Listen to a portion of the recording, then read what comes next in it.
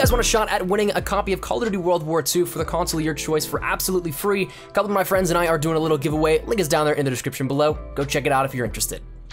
As Nikolai would say within Zombies, some things are forgotten for a reason. And some of those things might include something that we rather like to not think about ever happened within Black Ops 3, but as we've been doing with a little bit of showcases and throwbacks from Black Ops 3 the past couple of days, I figured, you know what, it's only fair to give some attention and love to the last generation version of Black Ops 3.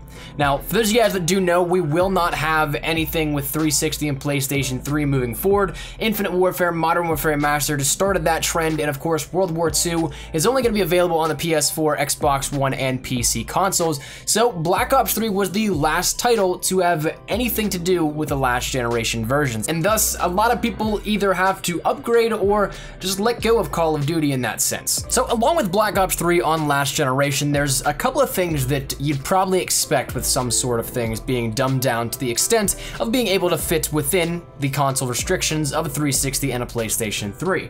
One of the big things being that it was only available for 30 frames per second. You couldn't play it at that beautiful 60 frames per second that console games are pretty much a standard at this point in time, or at least in the multiplayer aspect. Some storylines and campaigns still do 30 frames per second, but a lot of the times you'll see multiplayer games at 60 frames. And if you take it over even a step further, a ton of PC games now are way higher than 60 frames. So it's something where it's really lacking in that aspect, and as such, you can totally feel that just does not feel as good as it could. Now additionally, there's nothing outside of the first DLC pack even, and as such, there is no DLC in terms of weaponry within the black market, nothing like that. It's a very bare, cut and dry version of Black Ops 3.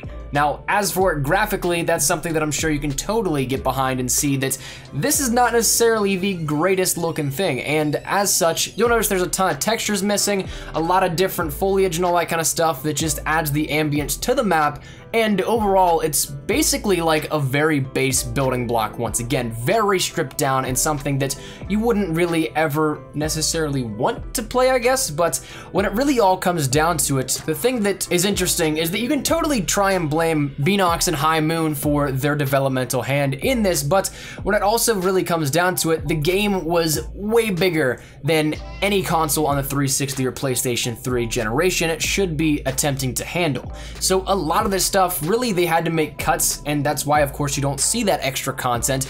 They had to make cuts both developmentally and in terms of the product itself to actually make sure that consumers on the 360 and PlayStation 3 could still keep up, even though the console gap was very much so pulling apart. So to me, having met some of the developers and everything from the different studios, I personally would like to give them the benefit of the doubt here, because it is something when you think about it, that console was outclassed in every way, shape, or form by the current generation. So personally to me, I think that's the reason why it turned out as such. It wasn't anything that was too incredibly fantastic, but still was a product that was available, I guess, for sale for those players still on the consoles. But of course, your opinions and thoughts are still totally valid as well. You could totally disagree with me, and that's totally cool. Admittedly, I kind of wish we never really entered into that era of Black Ops 3 on 360 and PlayStation 3, and I don't mean that as a knock to anybody on those consoles, because I do recognize that some people can't upgrade. They don't have either the time, money, or the necessity to do so, but it is something where personally I felt it could have just done well enough letting go, but